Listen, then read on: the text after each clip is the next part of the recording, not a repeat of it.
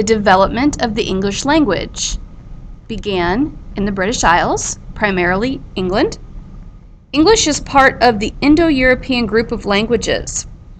When some of the ancient Indo-Europeans migrated west, they developed a number of Germanic dialects.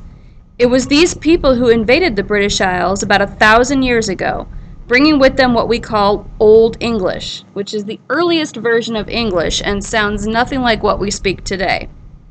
These Anglo-Saxons were warriors, but they enjoyed puns and creating compound words. They called the sea the whale road and combined the word for nose and hole to give us nostril. You can see these things in the poem Beowulf, which we will be reading, but obviously not in Old English because that would really take a lot of time to translate all of that. It's like a different language. Now, half of our everyday words do come from Old English. Words like hand, field, tree, house, sun, day, drink, and love. I'm going to give you an idea of what the language actually sounds like. Here is the Lord's Prayer in Old English.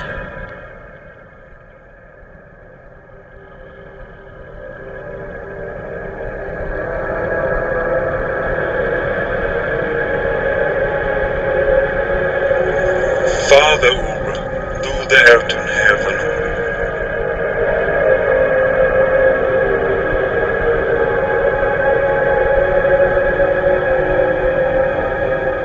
See din namn gehelgad.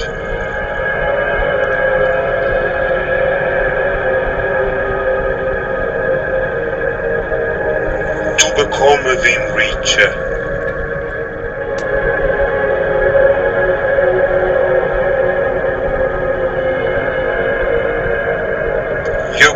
Din vilja.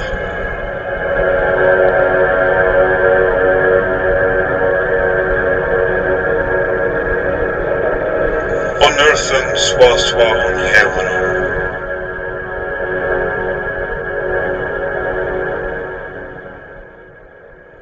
Una gidechwam lichan love, see lost today.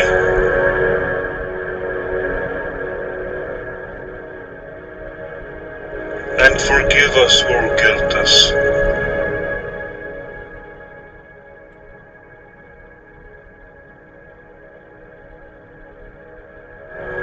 Swa we forgiveth our guilten.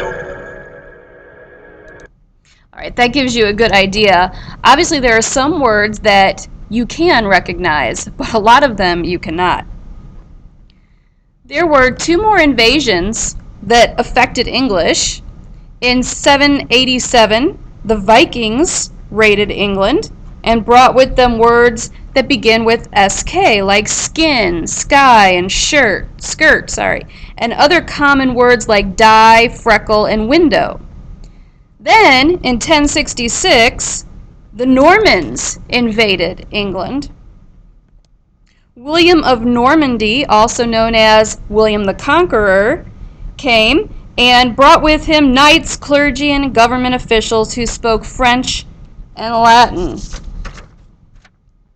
They came from the northwest part of France. They brought many new words, French words, into our language, like tax, prayer, ceiling, royal, curtain, judge, and crime. Obviously, those sound like English words because they became a part of our vocabulary, but they originated as French words.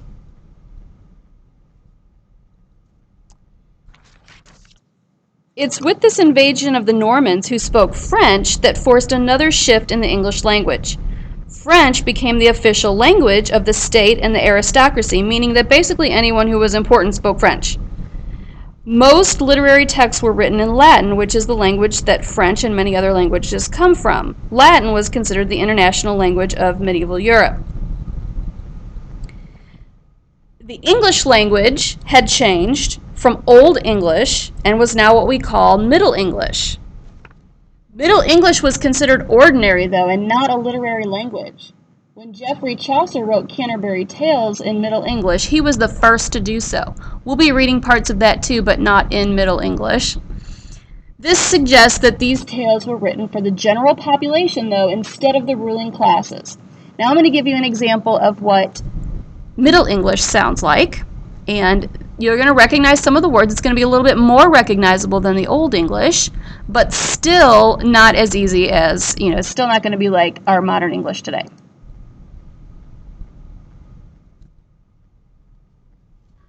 Aldous ye Sherlin Priya, Ara Father, not odd in Evanus, Halloween, Bay, Dinama, the kingdom Comato, Bay, the will dawn, in Elsa, as in Havana, Uva, to us, this die, Aldebrade, over substanza on pouvoir to us adlatus as way for wine to add deterrus on later us not into tentacion ut delevere us from evil.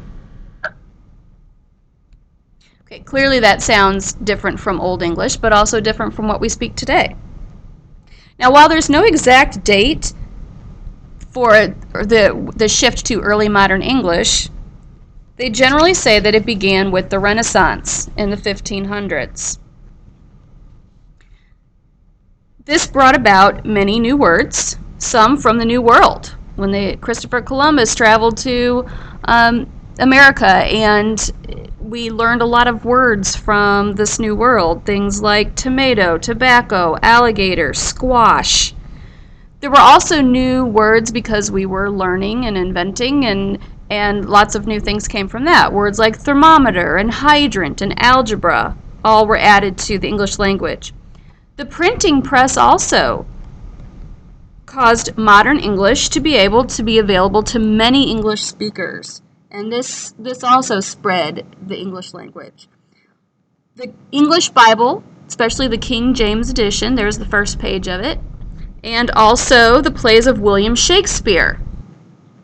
Now, William Shakespeare had a tremendous vocabulary. He used words in new ways, and he created new words like assassinate, obscene, submerged. He also invented phrases like vanished into thin air and others that you've probably heard of. When we get to Shakespeare, we'll talk about some of the words that he invented.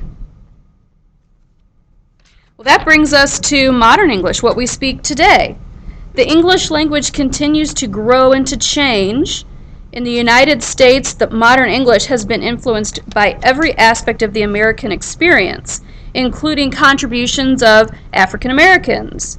Today, the Black English vernacular is an important variety of English.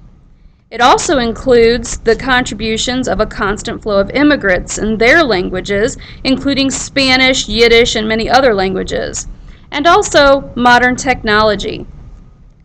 Several words like radar, DVD, astronaut, laptop, computer, these things didn't exist. Those words didn't exist in Shakespeare's time at the beginning of the modern period, in the early modern English. But obviously we have to add new words as new things come along. So our language is constantly developing and changing into what it is today, as you can see from this video.